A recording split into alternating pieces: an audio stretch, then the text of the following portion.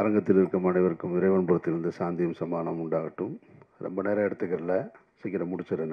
நான் மணி இப்போ 9:10 ஆயிடுச்சு. ஒரு குடும்ப விழா போல் நடந்துக்கிட்டு இருக்கக்கூடிய இந்த புதிய நிர்வாகிகளுடைய பதவியேற்பு அல்லது பொன்விழா இந்த நிகழ்ச்சியில் மிக கலகலப்பாக இருந்தது. ஒரு இசை வெளியீட்டு விழா கூட இந்த அளவுக்கு என்டர்டெய்னிங்காக இருந்திருக்காது. அந்த அளவுக்கு மேடையில் பேசி அத்தனை பேரும் சுவாரஸ்யமாக பேசிட்டு உட்காந்துருக்காங்க. இது ஒரு சங்க விழாவாக இருந்தாலும் எதற்காக எடிட்டிங் பற்றி பேசிக்கிட்டே இருக்காங்க அப்படின்னா, எனக்கு தெரிஞ்சு இதற்கு முன்னால் அப்படி ஒரு வாய்ப்பு மேடையில் அமையவும் இல்லை, இனிமேலும் அமையுமான்னு தெரியலை. அதனால் ஒவ்வொரு இயக்குநர்களும் தங்களோட எடிட்டரோட தனக்கு நடந்த நிகழ்வுகளை சொல்லிக்கிட்டே இருக்காங்க. ஒரு இயக்குனருக்கு நிறைய எல்லாரும் சொன்னது தான். அது என்ன சொல்கிறாங்க, எல்லாருமே ஒரு இயக்குனருக்கு எடிட்டிங் சென்ஸ் வேணும் அப்படின்றது அது மறுக்க முடியாத உண்மை தான். எடிட்டிங் சென்ஸ் மட்டும் இல்லை, எல்லா சென்ஸும் வேணும். மியூசிக் சென்ஸ் வேணும், ஃபோட்டோகிராஃபி சென்ஸ் வேணும், எல்லாமே வேணும். ஒரு லொக்கேஷனை செலக்ட் பண்ணுறது வேணும், ஆக்ஷன் சீக்வன்ஸ் எப்படி எடுக்கணுன்றது எல்லா சென்ஸும் வேணும். ஆனால் ஒரு எடிட்டருக்கு, ஒரு டைரக்டருக்கான சென்ஸ் ரொம்ப முக்கியம். அதுதான் ரொம்ப முக்கியமானது. இவங்களுக்கு எல்லா சென்ஸும் வேணும். ஆனால் ஒரு டைரக்டரோட பார்வையில் ஒரு எடிட்டர் இருந்தால் தான் ஒரு சிறந்த படம் உருவாக முடியும். ஒரு திரைப்படத்தை ஒரு இயக்குனர் என்ன கற்பனையில் எவ்வளோ செலவு பண்ணி சிறந்த படத்தை எடுக்கிறேன்னு காலரை தூக்கி விட்டுக்கிட்டு ஷூட்டிங் ஸ்பாட்டில் இருந்துட்டு ஒரு படத்தை எடுத்துகிட்டு வந்தாலும் அந்த படம் தேருமா தேராதன்னு முதல்ல கண்டுபிடிக்கிறது எடிட்டர் தான். எடிட்டிங் ரூம் போனவுடனே அவர் தெரிஞ்சிடும். ஆனால் பல எடிட்டர்கள் அதை சொல்கிறதில்ல. அதுதான் பிரச்சனை. அதை டைரக்டருக்கு சொல்லிட்டாங்கன்னா அங்கேயே அதை சரி செஞ்சிட முடியும். இப்போது எழில் சொன்னது போல் பல எடிட்டர்கள் நமக்கு எதுக்கு, இங்கே முடிச்சிட்டோமாக்கா அடுத்த மீட்ரு இன்னொரு இடத்துல இருக்குது, அங்கே போகலாம், அதை பார்க்கலாம், இது சொன்னால் வேறு இவன் நம்ம அடுத்த எடிட்டர் வேறு மாற்றிடுவான், இது எதுக்கு சொல்லணும். ஏன்னா என்னோடய எடிட்டரோடலாம் நான் போராடுவேன். முன்னாடி உட்காந்துருப்பேன். அகமது தான் இப்போ எனக்கு கடைசியாக 4 படம் பண்ணிக்கிட்டேன். ஐயோ ஏதாவது வாயை திறந்து பேசியா நல்லா இவ்வளோ தான் உண்மையிலே சொல்கிறேன். நான் மானிட்டருக்கு பக்கத்தில் வேறு உட்காந்துருப்பேன். பின்ன உனக்கு அது பிடிச்சிருக்கா ஏதாவது சொல்லியா, நல்லா தான் சார் இருக்குது அப்படின்னு. நல்லா இருக்குன்னு சொல்லியா, நல்லா தான் இருக்குன்ற அப்படின்னா, இருக்குது சார் நான் பார்த்துட்டு சொல்கிறேனேம்மா. இவ்வளோ நேரம் நீ தானே பார்த்த இதை அப்படின்னா, முழுசாக பார்த்துட்டு சொல்கிறேன் சார். முழுசாக பார்த்துட்டு ஆடியன்ஸ் தான் யார் சொல்லணும், நீ முதல்லையே சொல்லணும் அப்படின்னு. உண்மையிலே ஒரு ஒரு இயக்குனர் தன்னுடைய காதலியை பார்ப்பது, தனி அறையில் உட்காந்து காதலி கூட எவ்வளோ சந்தோஷமாக இருக்க முடியுமோ அந்த சந்தோஷம் எடிட்டிங் ரூமில் தான் கிடைக்கும் ஒரு டைரக்டர். நான் அதை உணர்ந்திருக்கேன். இப்போ நான் என்னோடய ஃப்ரெண்டு டைரக்டர்ஸு, இன்னும் அசிஸ்டன்ட் டைரக்டர்ஸ் எல்லாருக்குமே ஒரு பெரிய விவாதம் நடக்கும். ஒரு பவுண்டட் ஸ்கிரிப்ட் இருந்தால் நல்ல படத்தை எடுத்துடலாம், ஒரு நல்ல கதை இருந்தால் நல்ல படத்தை எடுத்துடலாம் அப்படின்லாம் சொல்லுவாங்க. ஆனால் ஒரு படம் உருவாவது எடிட்டிங் ரூமில் தான்னு நான் நம்புகிறேன். என் படங்கள் அப்படி தான் உருவாக்குறேன் நான். ஒரு பவுண்டட் ஸ்கிரிப்ட் இருந்தால் மட்டும் நல்ல படம் உருவாயிடாது. ஒரு எடிட்டிங் ரூமில் தான் ஒரு நல்ல படம் உருவாகுது. 13 வெர்ஷன் பண்ணேன் நான் பருத்தி வீரன். 13 வெர்ஷன் பண்ணி ஒரு வெர்ஷனை ஃபைனல் பண்ணேன். அப்போ ஒரு எடிட்டரோட உழைப்பு கூடவே இருந்து பண்ணுற அந்த உழைப்பு இருக்கு இல்லையா. பல நேரங்களில் அதாவது ஷூட்டிங் ஸ்பாட்டில் அசிஸ்டன்ட் டைரக்டர் திட்டு வாங்குவாங்க. ஷூட்டிங் முடிஞ்சதுக்கப்புறம் அதிக சண்டை வர்றது எடிட்டரோட தான். அப்படி தான் நடக்கும். ஆனால் அதை தாண்டி படத்துக்கு தான் உண்மையாக இருக்கணும். நீங்கள் டைரக்டருக்கு உண்மையாக இருக்கிறதோ அது தேவையில்லை. அந்த படத்துக்கு எடுத்துகிட்டு வந்த படத்துக்கு உண்மையாக இருக்கணுன்றது தான் என்னுடைய கருத்து. அதே மாதிரி எனக்கு தெரிஞ்சு ஒரு படம், அந்த படம் ஒரு புதுமுகத்தை வச்சு எடுத்தாங்க. அந்த படத்தை எடுத்துகிட்டு ஒரு 2 ஷெட்யூல் முடிச்சுட்டு வந்த உடனே எடிட்ரு படம் பார்த்துட்டு, அந்த எடிட்டர் இங்கே இருக்கார், இந்த அரங்கத்தில் இருக்கார், அவர் பார்த்துட்டு சொல்லிட்டாரு, சார் இது தேராது சார் இது அப்படின்ட்டு. அவர் என்ன பண்ணிட்டாரு, ஆனால் அது தேர்ற படம் தான், இவர் முடிவு பண்ணிட்டார் அது தேராதுன்னு சொல்லிட்டு அந்த படத்தை பாதியிலேருந்தே விலகிட்டார். நான் என்ன நினைக்கிறேன்னா, அப்படி ஒரு இளையராஜா இந்த படம் தேராதுன்னு நினச்சிருந்தா ஒரு முதல் மரியாதை வந்திருக்கார். பஞ்சு சார் அப்படி நினச்சிருந்தாருன்னா அபூர்வஸ் அவர்களை திரும்ப ரீஷூட் பண்ணி எடுத்திருக்க மாட்டாங்க. ஒரு பாஷாவாக உருவாயிருக்காது. அப்போது படம் தேருதா தேரலன்றது இல்லை, நீங்கள் அதை தேற்ற வேண்டிய பொறுப்பு இருக்குது. நல்லா எடுத்துகிட்டு டைரக்டரே நல்லா எடுத்துகிட்டு வந்துட்டா அப்புறம் நீங்கள் எதுக்கு? அதனால் சுமாரான படத்தையும் சூப்பராக படம் பண்ணி கொடுக்க வேண்டிய பொறுப்பு எடிட்டருக்கு இருக்குதுன்னு நான் நினைக்கிறேன். நான் அப்போ அந்த எடிட்டர் இந்த அரங்கத்தில் இருக்கார், அவர் தன்னுடைய தவறை திருத்திக்கணும். உங்களுடைய எஃபர்ட் எவ்வளவு இருக்கோ அதை போடுங்க, அதை போட்டு அதை சிறப்பாக கொண்டு வந்து கொடுங்க. அதுதான் ஒரு எடிட்டர் ஒரு படத்துக்கு செய்ய வேண்டிய பங்களிப்பாக நான் பார்க்குறேன். மற்றபடி சங்க விழா இது. இந்த சங்கத்தை பற்றி நிறைய சொல்லிட்டாங்க, நிறைய பிரச்சனைகள் இருக்குதுன்னு போஸ் வெங்கட் சொன்னார் எல்லாரும். இந்த சங்கங்களில் இருக்கிற பிரச்சனை என்னென்னா, இந்த நிர்வாகம் சரியில்லை. அதை முதல்ல தொடங்கும் போது எப்படி தொடங்குவாங்கன்னா, இந்த நிர்வாகி சரியில்லை சார், அப்படி தப்பு பண்ணுறாரு சார், இப்படி தப்பு பண்ணுறாரு சார், சங்கத்தை காப்பாற்ற வேண்டிய பொறுப்பு இருக்குது சார், உறுப்பினர்கள்லாம் கஷ்டப்படுறாங்க சார், இதெல்லாம் சொல்லி ஏற்றி விடுவான் ஒரு 10 பேர். அவனுக்கு வேறு வேலையே இருக்காது. அவன் என்ன பண்ணுவான்னா, அவன் யார் லைம் லைட்டில் முன்னாடி இருக்கிறாங்களோ அவங்கள கூப்பிட்டு வந்து சொல்லுவான். அப்படி தான் எங்களெல்லாம் இழுத்து கொண்டு வந்து விட்டாங்க. அந்த செந்தில் படம் ஒரு படத்தில் காமெடி, ஒரு பிள்ளையை காப்பாற்றுவார் ஒரு படம், பழைய படம், அது என்ன படம்னு எனக்கு நினைவு இல்லை. எல்லாரும் நின்று வேடிக்கை பார்த்துக்கிடுவாங்க, கிணத்துக்குள்ளே புள்ள விழுந்துடும். செந்தில் மட்டும் கடைசியில் கூச்சி காப்பாற்றுவார், எல்லாரும் கை கொடுப்பாங்க. அதெல்லாம் சரி, என்னை யாரா தள்ளி விட்டதுன்னு கேட்பார். அந்த மாதிரி என்னையெல்லாம் சங்கத்துக்குள்ளே அப்படி தான் தள்ளி விட்டாங்க. செல்வமணி என்ன பண்ணுறாருன்னு தெரியுமா, அவர் என்ன இப்படி இருக்காருன்னு தெரியும், அவர் பாவம். நான் உடனே இவரை எதுக்குறதுக்கு ஏதோ குருச்சேத்திர போர் மாதிரி இறங்கி வந்து நின்று, அன்னைக்கு பார்த்தீங்கன்னாக்கும் குமுதம் ஆனந்தவுடன் எல்லா தலைவையும் பாரதி ராஜாவை எதிர்த்து நிற்கும் அமீர் அப்படின்னு. இவர்கிட்ட போய் அவன் பாரதி ராஜா இடத்த பிடிக்க ஆசைப்படுறாங்க அப்படின்னு. பாரதி ராஜா இடத்த பிடிக்கிறதுக்கு ஆசைப்பட்டுனா முடிக்கவே முடியாது. ஏன்னா அப்படி ஒரு படைப்புகளை பண்ணி வச்சுட்டு போயிருக்காரு. சங்கத்தில் பிடிச்சி நான் என்ன செய்ய? இப்படி எதையாவது ஒரு கொம்பு செய்ய விட்டு கொண்டு வந்து விட்டுட்டு போயிட்டான்.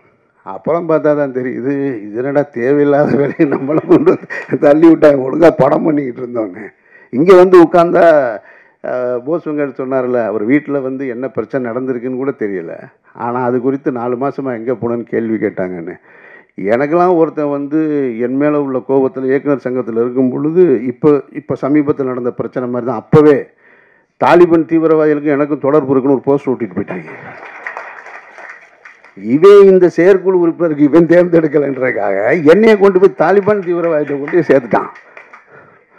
ஐயோ, ஒவ்வொரு முறை பொதுக்குழு நடக்கும் போதும், அதாவது கௌரவமான, நான்லாம் அண்ணாந்து பார்த்த இயக்குநர்கள் ஆர்வி உதயகுமார் சார், செல்வமணி அண்ணன் 2 பேருமே பெரிய படைப்புகளை படைச்சு தொடர் வெற்றி. உதயகுமார் சார்லாம் தொடர் வெற்றி. செல்வமணி அண்ணன் உச்சத்தில் இருக்கார், பிரம்மாண்டமான படைப்புகளை கொடுத்துருக்காரு. இங்கே ஒருத்தன் வந்திருப்பான் 75 வந்து அசிஸ்டன்ட் டைரக்டராக சேர்ந்து, அவன் ஊரில் வேறு பிரச்சனை என்னென்னா, அவன் ஒரு கேபிள் டிவி நடத்தி அதில் காசை சீட்டிங் பண்ணி எங்கே போகிறோன்னு தெரியாமல் அசிஸ்டன்ட் டைரக்டர் கார்டை வாங்கிட்டு இங்கே வந்து ஒளிஞ்சு உட்காந்துருப்பான். அவன் உட்காந்துட்டு இந்த 2 பேரையும் கேள்வி கேட்பான் பாருங்கள். இந்த அவமானத்தெல்லாம் தாங்கணும்னா ஒவ்வொரு முறை பொதுக்குழு நடக்கும் போதும் அது ஒரு கத்தி மேலே நிற்கிற மாதிரியே இருக்கும். அதை சமாளிக்கிறதுக்கு ஒரு திறமை இருந்தால் தான் முடியும், இல்லைன்னா எல்லாருனாலையும் அதை சமாளிச்சிட முடியாது. முதல்ல உங்களை அவமானப்படுத்துவாங்க. அப்படி தான் நடிகர் திலகம் சிவாஜி கணேசன் அவர்கள் கடைசி வரைக்கும் நடிகர் சங்கம் போகாமல் இருந்தது காரணமே இதுதான். யாரோ ஒருத்தன் கேள்வி கேட்பான், என்னென்னமோ கேட்பான். அதனால் இந்த சண்டை இருக்கு இல்லையா, இது இல்லை இப்போ முக்கியம். தமிழ் சினிமாவே இப்போ அனாதையாக கிடக்கு. நீங்கள் சங்கங்களுக்கு போயிட்டீங்க, நீங்கள் இந்த சங்கத்தை காப்பாற்றுறது, அன்னை 23 சங்கத்தை காப்பாற்றுறேன்னு. தமிழ் சினிமாவே இப்போ அனாதையாக கிடக்கு. அதை காப்பாற்ற வேண்டிய பொறுப்பு இருக்குது. நான்லாம் இன்றைக்கி தயாரிப்பாளர் சங்க தலைவர் வந்திருப்பாருன்னு அழைப்புதலில் பார்த்தேன். வந்திருந்தாருன்னா அதை தான் சொல்லணும்னு நினச்சேன். வெப்சி தலைவர் இருக்கார், இயக்குனர் சங்க தலைவர் இருக்கார், தயாரிப்பாளர் சங்க தலைவர். அவர் வரலனாலும் இந்த செய்தியை கொண்டு போய் சினிமாவை காப்பாற்ற வேண்டிய பொறுப்பு இருக்குது. வருஷத்துக்கு 365 நாள். ஆனால் தமிழ் படம் ப்ரொடக்ஷன் 250 படம் ப்ரொடக்ஷன் ஆகுது. இந்த லாஜிக் எங்கேயாவது எடுப்படுதா பாருங்களேன். 1.5 நாளைக்கு ஒரு படம் ரிலீஸ் ஆகுது கணக்கில். எப்படி சார் படம் பார்ப்பாங்க?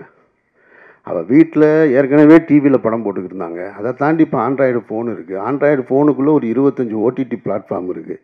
உட்கார்ந்த இடத்துலையே படம் பார்க்குறான்.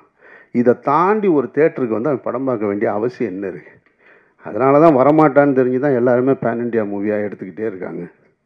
இப்போ 2 நாளைக்கு முன்னாடி ஒரு படம் கல்கி ரிலீஸு நல்லா இருக்குது. இங்கேருந்து டிசம்பர் வரைக்கும் 7 பெரிய படம் இருக்குது. எல்லாமே 500 கோடி 600 கோடி 1000 கோடின்னு. இதுக்கு இடையில் எந்த சின்ன படத்துக்கும் உங்களுக்கு தேட்டர் தரப்போகிறாங்க? முதல்ல அதை யோசிங்க. படம் எடுக்கணுமா வேணாமான்னு உட்காந்து டிஸ்கஸ் பண்ணணும். 250 படம் ஏன் தயாரிக்கணும்? அப்போ உண்மையிலே தயாரிக்கிறதுக்கான தேவை இங்கே இருக்கா? அதை விவாதிக்கணும். அப்புறம் சொன்னது மாதிரி ஒரு இண்டிவிஜுவல் கையில் சினிமா போயிடுச்சு. நான்லாம் இன்னும் 2 வருஷம்தான் பார்த்துட்ருப்பேன். நான் இங்கே ரொம்ப செட் ஆகலைன்னு வச்சுங்களேன். ஏற்கனவே பாரதி ராஜா சார் சொன்னார், அவர்னால் இப்போ செய்ய முடியலை, நான் போய் செஞ்சிருவேன். மதுரையில் உட்காந்து அங்கேயே படம் எடுத்து அங்கேயே ஆட்களை வச்சு எடுத்துக்கிட்டு நான் இதை இங்கே உங்ககிட்ட பெப்சி தலைவர் வச்சுக்கிட்டே தான் சொல்கிறேன். சரி பண்ண முடியலாம், ஒன்றும் பண்ண முடியாது. ஏன்னா நான் எவ்வளவு செலவு பண்ணி ஒரு படம் எடுத்துகிட்டு வந்தாலும் தேட்டர் கிடையாதுங்க. தேட்டரில் ரெகுலர் ஷோ கொடுக்கல.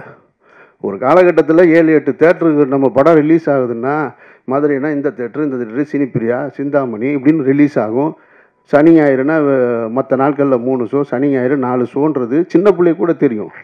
இப்போ எந்த தேட்டரில் எந்த படம் எப்போ ஓடுதுன்னு தெரில, எந்த ஷோ கொடுக்குறாங்கன்னு தெரியலை. தெரியாமல் எப்படி படம் பார்க்க முடியும்? ஒருத்தன் காலையில் படம் பார்க்கணுன்னு ஆசைப்பட்டிருப்பான், அவளை மதியம் படம் பார்க்கணுன்னு ஆசைப்பட்டிருப்பான். 7:30 மணி ஷோ ஒன்று தாங்க இருக்குன்றாங்க ஒரு தேட்டரில். ஸோ அப்போ ரெகுலர் ஷோஸே படங்களுக்கு கிடைக்கிறதில்ல. நீங்கள் கோடிகளை கொட்டி எடுக்கிற படங்களுக்கு ரெகுலர் ஷோஸ் கிடைக்காம அந்த படம் எடுத்தான்னா எடுக்கிறேன்னா என்ன? அதுக்கு அந்த காசை வச்சுருந்தா இப்போ நான் ஒரு 8 கோடி ரூபாய்க்கு ஒரு படம் எடுத்திருக்கேன். பேசாமல் அந்த காசை வச்சுக்கிட்டு புதுசாக கார் வாங்கிட்டு சந்தோஷமாக ஊர் பூரா சுற்றிக்கிட்டே தெரியலாம். இது எதுக்கு? இப்போ ரிலீஸுக்கு 1 கோடி ரூபாய் வேணும். கேட்க முடியாது. 2 வாரம் 3 வாரத்துக்கு மொத்தமாகவே நீங்கள் பணம் கட்டிடணும். ப்ரொடியூசர்ஸ் எல்லாமே போய் இப்போ கியூப் முதலாளி ஆகிட்டாங்க. நான் பெப்சி தலைவராக இருக்கும்பொழுது இதே மாதிரி ஒரு பிரச்சனை நடந்துச்சு. இதே எப்படி என்கிட்ட வாய்ப்பு கேட்டு வந்தாங்களோ கியூபு, அதே கியூபுக்கிட்ட நான் திரும்ப போகும்போது, நான் பெப்சி தலைவராக இருக்கும்போது போகும்போது, நீங்கள் வெயிட் பண்ணுங்கள் வெளியில் அப்படின்னு ரொம்ப கடுமையான வார்த்தைகளை பயன்படுத்திட்டு தான் சொன்னேன். நான் இந்த மோனோபோலி சிஸ்டம்லாம் இங்கே வச்சுக்கக்கூடாது, நீங்கள் ரொம்ப பிரச்சனை பண்ணீங்க, இந்த ஆஃபீஸே இருக்காது அப்படின்னு சொல்லிட்டு இன்றைக்கி அப்படி ஒவ்வொரு தனித்தனி முதலாளிகளாக அவங்க கையில் சினிமா மாட்டியிருக்கு. அதிலிருந்து சினிமாவை காப்பாற்றணும். சினிமாவை காப்பாற்றினா தான் எடிட்ரு உங்களுக்கு வேலை. அதில் தான் நீங்கள் 2 பிரிவாக இருக்கீங்க. அதில் தான் ஒவ்வொரு சங்கங்களையும் 2 பிரிவாக இருக்கீங்க. முதல்ல சினிமா இருந்தால் தானே நம்ம இருக்க முடியும். அப்போ சினிமாவை காப்பாற்ற வேண்டிய பொறுப்பு இருக்குது. சினிமா கொஞ்சம் கொஞ்சமாக மாறி மாறி மாறி மாறி அடுத்த தளத்துக்கு போயிருக்கு. அதனால் இது ஒரு பெரிய டிஸ்கஷன் தேவைப்படுது. அதில் நடப்பில் படம் தயாரித்து கொண்டு இருக்கக்கூடிய இயக்குநர்கள், ப்ரொடியூசர்ஸ்னு ஒரு காலத்தில் தனியாக இருந்தாங்க. இப்போ ப்ரொடியூசர்ஸ்னு எங்கே இருக்காங்க? 10 ஹீரோ இருந்தால் 10 ஹீரோவும் ப்ரொடியூசரு, 10 டைரக்டர் இருந்தால் 10 டைரக்டரும் ப்ரொடியூசரு. அப்போ இவங்க தான் இப்போ படத்தை உருவாக்குறாங்க. அப்போ இவங்களோட உட்காந்து இந்த சினிமாவை எப்படி எடுக்கிறது, இது உண்மையிலே மார்க்கெட்டிங் இருக்கா? ஓடிடின்னு சொல்லிக்கிட்டே இருந்தாங்க. இப்போ ஓடிடியில் எந்த படம் வாங்குறதில்ல. நீ தேட்டருக்கு போயிட்டு வான்ட்டான். தேட்டருக்கு வந்தால் இங்கே ஸ்க்ரீன் கிடையாது. அப்போ இன்னொரு 1 கோடி ரூபா செலவு பண்ணணும். 1 கோடி ரூபா செலவு பண்ணுறதுக்கு பணம் ரிட்டர்ன் வருமானா உறுதியாக தெரியலை. சரி, தேட்டருக்கு போன எல்லா படத்தையும் ஓடிடியில் வாங்குறாங்களான்னா அதுவும் கிடையாது. அப்போ இதை உட்கார்ந்து நீங்கள் வரைமுறைப்படுத்த வேண்டிய மிகப்பெரிய பொறுப்பு அத்தனை பேருக்கு இருக்குது. அதனால் இதில் புதுசாக தேர்ந்தெடுக்கப்பட்டவங்க, பழைய நிர்வாகிகள் அதெல்லாம் தாண்டி ஒட்டுமொத்த சங்கங்களும் சேர்ந்து சினிமாவை காப்பாற்ற வேண்டிய பொறுப்பு இருக்குது. அந்த பொறுப்பை இந்த நிகழ்ச்சியின் மூலமாக எல்லோருக்கும் அது செய்தியாக போய் சேர்ந்து அடுத்த கட்டத்தை நோக்கி நகரணும். அதை இயக்குனர் சங்க தலைவர்கிட்டையும் பெப்சி தலைவர்கிட்டையும் இங்கே வராமல் இருக்கக்கூடிய தயாரிப்பாளர் சங்க தலைவர்கிட்டையும் கோரிக்கையாக வச்சு விடைபெறுகிறேன். இந்த விழாவில் கலந்துக்கிறதுக்கு எனக்கு வாய்ப்பளித்ததற்கு நன்றி.